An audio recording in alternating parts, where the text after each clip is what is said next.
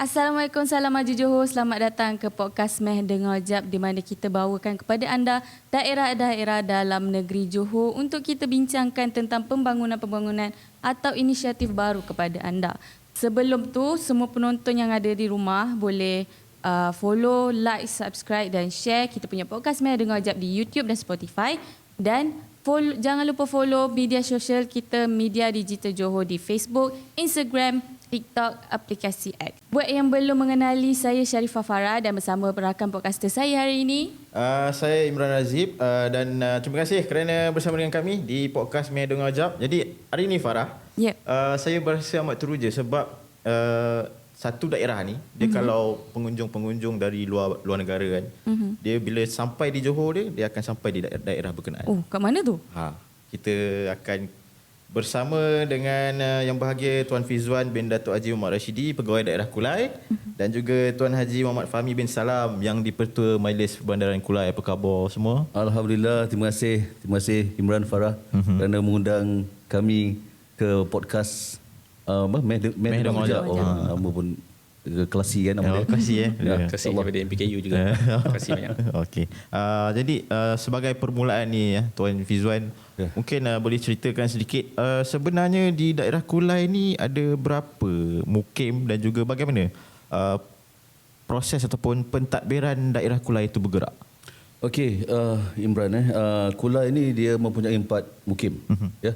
Mukim Serenak, mukim Bukit Batu, mukim Senai dan mukim Kulai. Ada 1 parlimen, 3 Dewan Undangan Negeri. Ya, 1 parlimen tu Parlimen Kulai, Dewan Undangan Negeri Bukit Permai, Bukit Batu dan juga mukim Senai. Jadi Kulai ni kalau kita tahu memang dulunya asalnya daerah Kulai ni berasal terletak dalam daerah Johor Bahru. Ya. Tapi pada tahun 2008 almarhum Sultan Iskandar, almarhum Sultan Ismail telah mengisytiharkan Kulai, ketika itu Kulai Jaya, sebagai sebuah daerah baru, daerah yang ke-10, daerah yang kira paling muda lah daripada 10 daerah yang ada dalam Johor ni. Dan kemudiannya pada tahun 2005, kalau tak silap saya, Sultan tuanku kita yang sekarang, Sultan Ibrahim Ibni almarhum Sultan Iskandar telah menitahkan supaya nama Kulai Jaya yang diisytiharkan oleh almarhum Sultan Iskandar tu dikembalikan kepada nama Kulai. Jadi penduduk daerah Kulai ni lebih kurang kalau penduduknya lebih kurang ada dalam 340,000 orang dengan keluasan 291.02 batu persegi.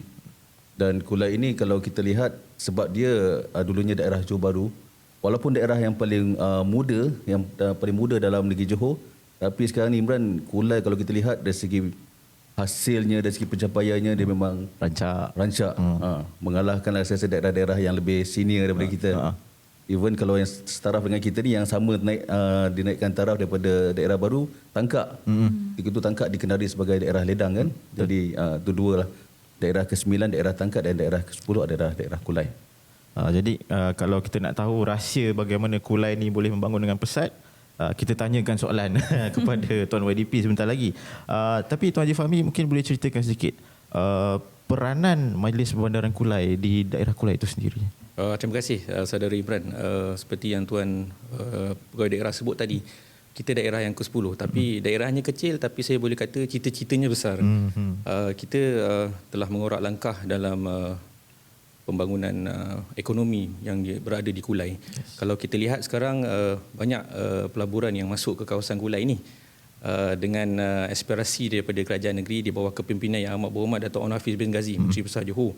Kita agak bertuah, lokasi kita ni terletak dalam kawasan Iskandar Malaysia, termasuk dalam kawasan Greater Johor Bahru bersama dengan 3 buah pihak berkuasa tempatan yang berstatus bandaraya. Limpahan tu masuk ke kawasan Kulai dan alhamdulillah kita boleh bersyukur kerana seperti saya sebut tadi, pelaburan yang agak banyak masuk ke kawasan Kulai kerana antaranya lokasi yang strategik.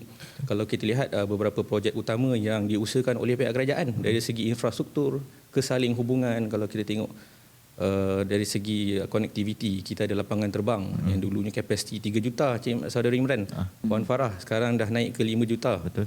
Dengan laluan yang bertambah dan juga dari segi konektiviti, laluan daripada Lebuh Raya Utara Selatan, Lebuh Raya Senai Desaru dan sebagainya.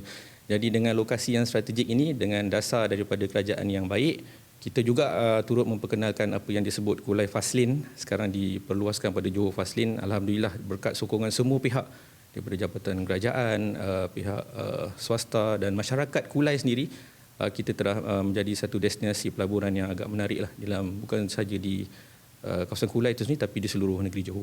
Betul. Okey, Tuan Fizwan. Ya. Sebelum kita masuk cerita tentang pembangunan dan pentadbiran di Kulai ni kan, boleh ke Tuan kongsikan apa tarikan yang terdapat di Kulai ni? Sebab selalunya orang luar Johor kalau masuk Kulai je dia pergi JPO je. Okey, Farah, sebenarnya Farah sebut tadi JPO kan. Itu adalah salah satu tarikan yang memang terutama untuk orang kata kaki-kaki shopping dia kan. Tempat yang wajib disinggah untuk di Kulai ni memang JPO. Tapi sebagaimana yang tadi Tuan ODP sebut, Kulai ni antara dia ada dua jenis tarikan pada saya. Satu tadi tarikan dari sudut pembangunan ekonomi. Yang mana sekarang ni Tuan ODP tadi sebut pusat data pelaburan banyak datang ke Kulai. Dari segi itu juga dari sudut satu tarikan. Tapi dari segi tarikan pelancongan, selain daripada JPO, kita ada juga Eko Pelancongan Gunung Pulai. Kalau Farah lihat pada bulan 6 tahun ini, kita ada satu pertandingan bertaraf antarabangsa, program Trans QJM Gunung Pulai Atra, yang mana menghimpunkan lebih daripada 1,000 peserta-peserta daripada pelbagai negara. First time, kali pertama buat dekat Kulai tahun ini. Dan kita dah setuju supaya dia dijadikan sebagai acara tahunan sebab kita lihat sambutan dia sangat baik dan dia juga memberi peluang kepada daerah Kulai untuk mengetengahkan tempat baru untuk pelancong-pelancong, terutamanya dalam aspek eko pelancongan. Dan kita lihat satu lagi pada tahun ini insya-Allah di tour di Langkawi. Ya betul. Di tour di Langkawi akan singgah berakhir di Kulai. Perlombaan daripada Batu Pahat berakhir di Kulai. Jadi selain daripada itu, Kulai ni banyak juga makanan-makanan viral lah. Kalau kita tahu nasi lemak wak kentut kan. Itu antara yang viral. Nasi lemak Manmila di Sedenak. Jadi itu antara tarikan-tarikan yang ada dalam daerah Kulai ni yang membuatkan saya ingat bukan saja untuk pelancong-pelancong atau domestik tapi juga untuk pelancong-pelancong antarabangsa datang ke Kulai. InsyaAllah. Jadi Tuan Fizwan sebelum ni bertugas di bahagian kerajaan tempatan dan mula menjawat pegawai daerah pada tahun lepas. Ya, dan mungkin bila masuk je pejabat daerah tu, mungkin Tuan Fizwan sendiri boleh nampak apa antara pembaharuan yang dilaksanakan di daerah Kulai berbanding sebelum ini. Okey. Betul Imran, saya sebelum ni kalau nak ikutkan saya dah melalui 13 perpindahan tapi 11 jabatan. Sepanjang perkhidmatan saya dah hampir 22 tahun dah. Jadi masuk pejabat daerah Kulai ni pada 1 November 2023 yang lepas. Sekarang pun diam tak diam dah hampir 8-9 bulan jugalah. Jadi kalau kita lihat macam saya sebut tadi bahawa sebab Kulai ni dulu dalam daerah Johor Bahru, kalau kita dulu belum ada Lebuh Raya Utara Selatan Imran jalan FT01 daripada Air Hitam ke Johor Bahru adalah laluan utama. Kita dulu tak ada highway lalu tu jalan itulah jadi perubahannya sekarang bila dah ada projek Lebuh Raya Utara Selatan, kita lihat connectivity itu ataupun jaringan itu makin banyak. Dan dari sudut kereta api juga, dulu kereta api juga adalah mod pengangkutan utama, terutamanya bagi laluan daripada pantai timur ke Johor Bahru. Dan sekarang ni kita dah ada landasan berkembar gemas Johor Bahru elektrik kan.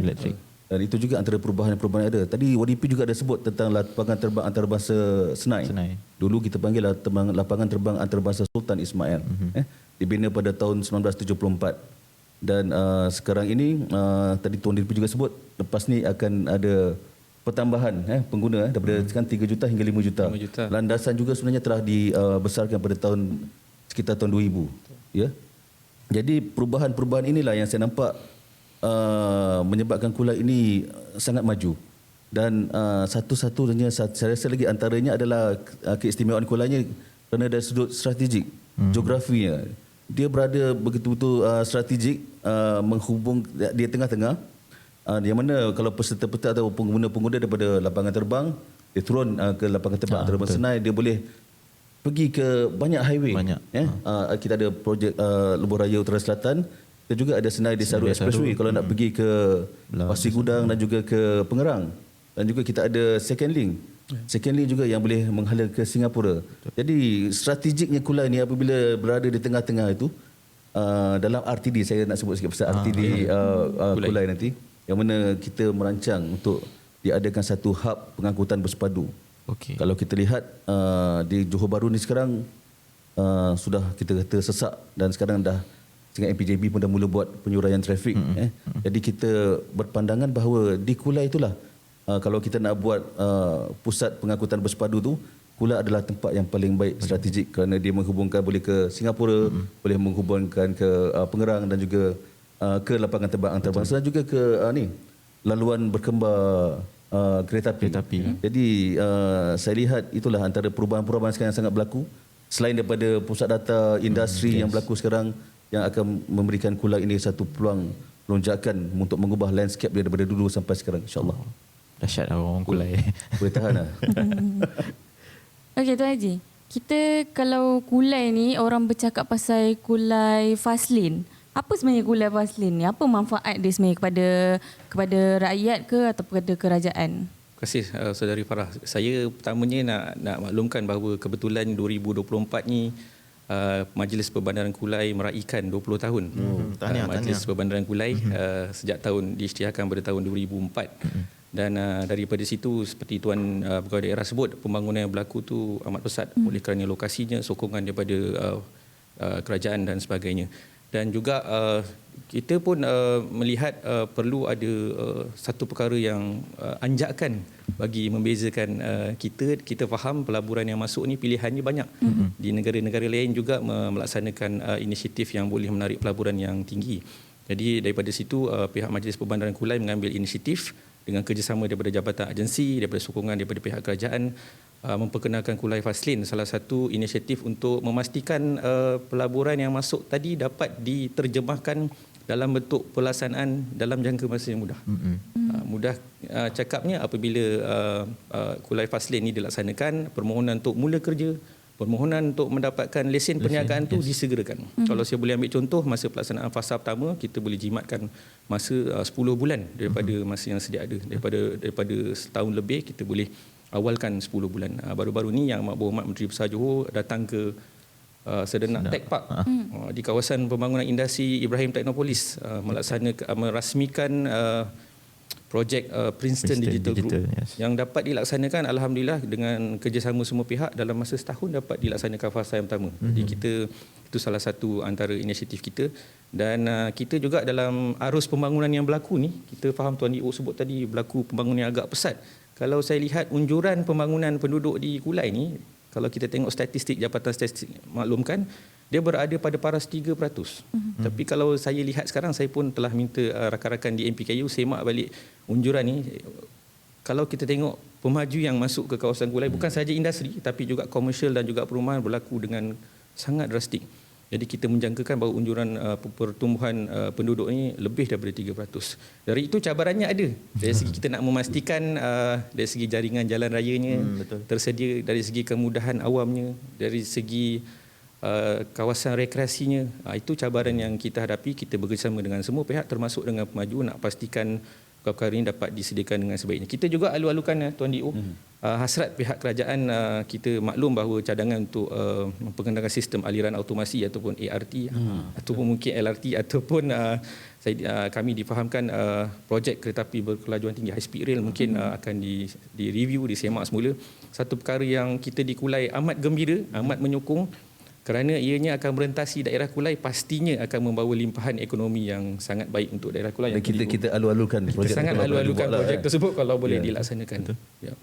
Jadi apa antara sektor-sektor utama yang sekarang ni makin rancak di daerah Kulai tu? Kalau kita tengok sebenarnya Kulai ni dalam rancangan tempatan daerah, kawasan kita banyak lagi. Kalau kita lihat pembangunan sebelum ni banyak berlaku tertumpu di kawasan selatan Kulai. Kalau kita tengok sebelum ni ada Senai Airport City.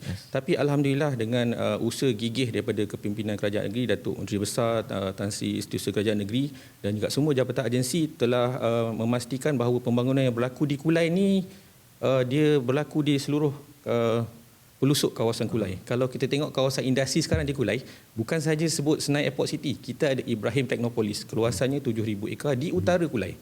Dan juga kita ada ladang air manis diurusikan oleh pihak IRDA Keluasannya agak besar, lebih 2,000 ekar. Itu juga berada di utara Kulai. Di kawasan tengah Kulai baru-baru ni kita telah menerima pelaburan daripada SIPPYTL.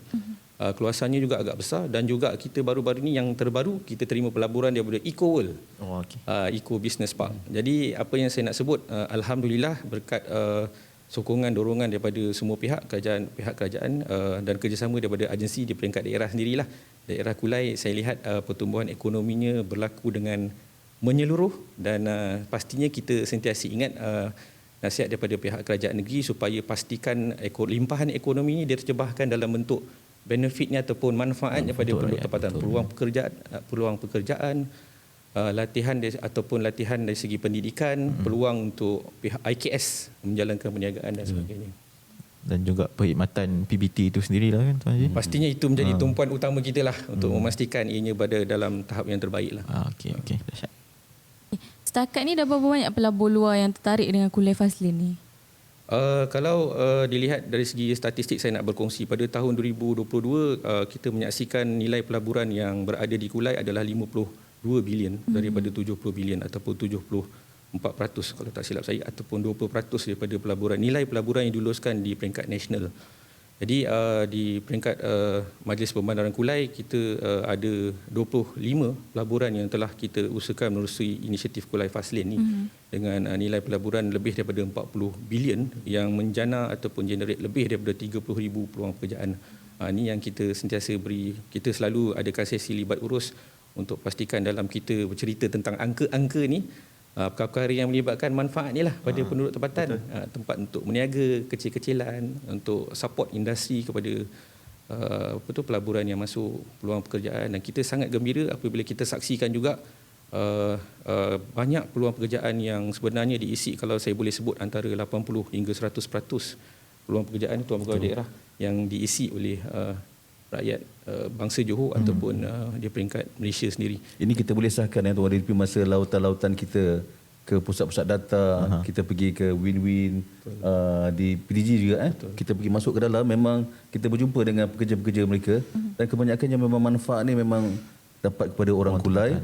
Ada juga orang bangsa Johor daerah lain, tapi ada juga orang yang daripada luar negeri Johor pun ada. Jadi manfaat ni yang saya rasa daripada sudut-sudut ekonomi, manfaat ni yang kita nak sebenarnya. Kita bukan saja nakkan pelaburan, tapi kita nakkan supaya manfaat tu dapat kepada penduduk, terutamanya bangsa Johor. Mungkin dah bila dah cakap tentang unjuran pertambahan penduduk tu yang dijangka akan meningkat kan. Jadi daripada status perbandaran mungkinkah akan bertukar kepada status bandaraya? Mungkin siapa yang boleh ulas? Okey, kalau cerita pasal bandaraya kan. Kita tahu dalam Johor sekarang kita ada 3 PBT pentaraf bandaraya. Bandaraya Johor Bahru, Pasir Gudang dan Iskandar Puteri, daripada 16 PBT yang ada dalam negeri Johor. Dan dari sudut pendapatan saya nak share saja dengan orang ramai bahawa PBT MPKU, Majlis Pembandaran Kulai, dia punya pendapatan sekarang nombor 4 lah dari segi pendapatan selepas 3 bandaraya. Dan sudah tentu pendapatan yang MPKU dapat ni kalau ikut kriteria untuk naik sebagai bandaraya, dia dah lepas dah. Ya, cuma mungkin dari segi unjuran penduduk. Penduduk tadi kita tahu penduduk seluruh Kulai tadi dalam 340,000. Nak jadi bandaraya ni dia punya tu adalah 500,000 ke atas lah. Tapi maksudnya orang Kulai ni kena banyak buat anak lah agaknya. Nanti unjuran tadi daripada DOSEM sekarang unjuran dalam 3%. Jadi kita berharap ini cita-cita kita jugalah di peringkat daerah Kulai supaya satu hari nanti dalam masa mungkin dalam waktu terdekatnya dalam 4-5 tahun 3-4-5 tahun ni akan wujud lagi satu PBT bertaraf bandaraya dan dia saya rasa akan datang daripada Kulai lah, insya-Allah. Kita doakan. Selain daripada usaha ke arah tersebut, kami di pihak Majlis Pembandaran Kulai lah memberikan tumpuan macam saudari Imran sebutlah untuk memastikan bahawa sistem penyampaian kami ini berada pada tahap yang terbaik lah. Ada cabaran-cabaran juga, contoh yang selalu disebut oleh Datuk Haji Jafni bin Syukur, pengurusi Jawatankuasa Perumahan Kerajaan Tempatan, aspek yang juga ada Bukit Permai dan juga selaku wakil rakyat di sana yang sentiasa memberi penekanan terhadap aspek pengurusan banjir dan juga tadi saya sebut rangkaian konektiviti dan sebagainya lah. Jadi perkara asas ni kita akan cuba pastikan berada pada tahap yang terbaik lah. Buat expectation orang kan, kalau naik taraf daripada satu daerah kepada perbandaran perpendaran kepada bandaraya. Apabila nak taraf itu berlaku, expectation orang akan jadi tinggi. Jadi MPKU sekarang ni kena bersedia dari sudut itulah. Kena kerja keras lah. Kita juga lihat cabaran atau sejarah pengalaman daripada abang-abang kita di MBJB, di MPIP, di MBPG kan. Bagaimana mereka sudah dinaikkan taraf kepada bandaraya. Tapi banyak juga isu-isu yang perlu diorang selesaikan. Jadi Kulai sekarang ni dalam usaha karya itu kena belajar juga daripada PBT-PBT yang dah senior ni lah. Tuan Fahmi, dari segi Kulai Fastlane itu sendiri, adakah dia terpakai kepada industri, syarikat industri saja ataupun diperluaskan juga kepada pemaju perumahan? Baik soalan itu Saudara Imran. Untuk fasa pertama ni memang kita tumpukan kepada selektif pelaburan dalam bidang perindustrian. Tapi untuk kita sedang mengusahakan untuk melaksanakan Kulai Fastlane fasa 2, di mana dalam pelaksanaan fasa kedua ni kita lebar luaskan penggunaan Kulai Fastlane ni kepada kategori segmen yang lain. Saya sebut tadi ada kategori komersial dan juga ada kategori perumahan.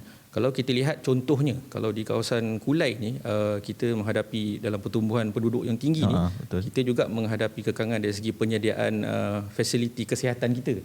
Setakat ni kita ada hospital dan beberapa belas klinik kesihatan, tapi alhamdulillah baru-baru ni kita menerima komitmen pelaburan daripada 2 buah hospital swasta yang kita jangkakan dalam tempoh 3 tahun ni akan dimaterialiskan.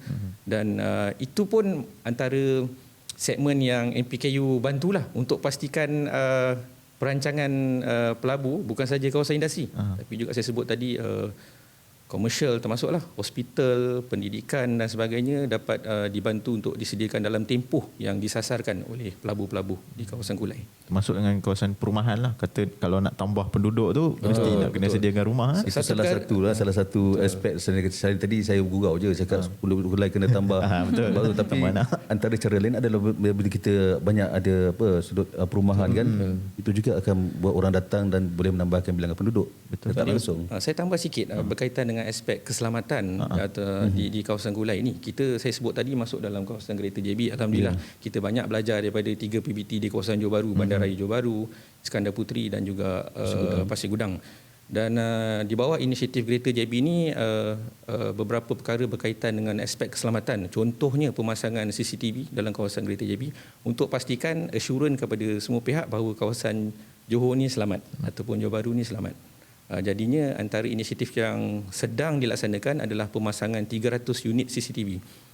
Ini adalah sebahagian daripada 1,800 unit CCTV yang dipasang di seluruh kawasan Greater JB dan juga ke arah sebuah bandar Smart City. Kita maklum Smart City bagi memudahkan rakyat bergerak, bagi memudahkan pelabur melaksanakan perniagaan dan sebagainya, kita juga telah menaik taraf sistem Smart Traffic Light kita. Kita ada lebih daripada 30 untuk pastikan perjalanan ataupun analisa dari peringkat MPKU ni berada dalam keadaan yang baik.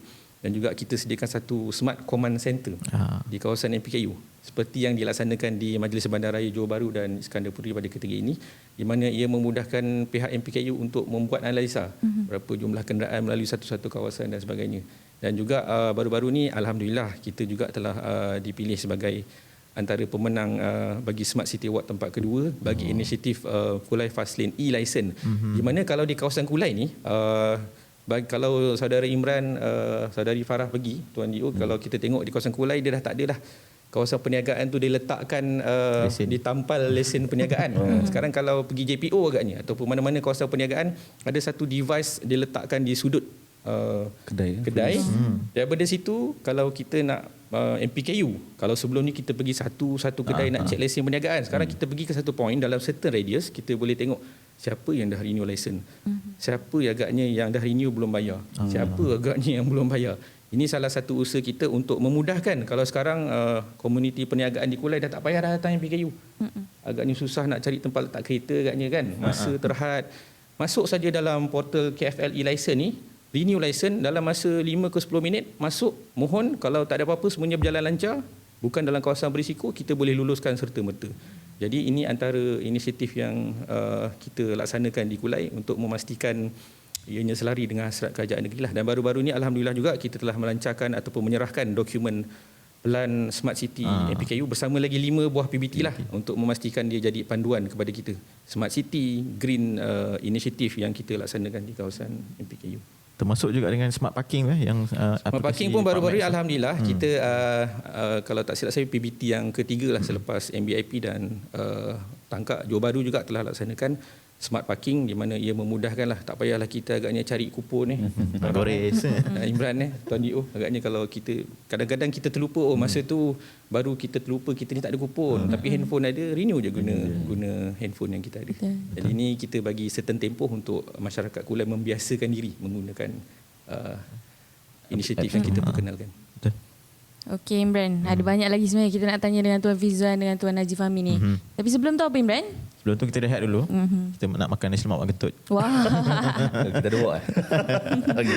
Okey, kita jumpa lagi untuk edisi yang akan datang untuk part 2 podcast bersama dengan Daerah Kulai. Jumpa lagi. Bye.